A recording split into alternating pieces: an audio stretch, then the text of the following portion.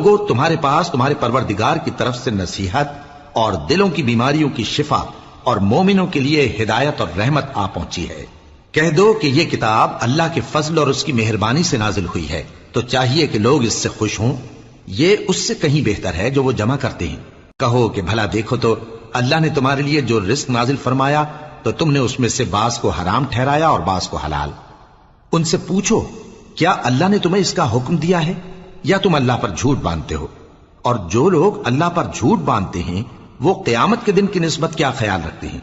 بے شک اللہ لوگوں پر مہربان ہے، لیکن اکثر لوگ شکر نہیں کرتے۔ اور تم جس حال میں ہوتے ہو یا قرآن میں سے کچھ پڑھتے ہو یا تم لوگ کوئی اور کام کرتے ہو، جب اس میں مصروف ہوتے ہو تو ہم تمہارے پاس ہوتے ہیں، اور تمہارے پروردگار سے کوئی ذرہ بھر بھی چیز پوشیدہ نہیں رہتی، نہ زمین میں اور نہ آسمان میں، اور نہ کوئی چیز ہے اس سے چھوٹی اور نہ بڑی مگر کتاب روشن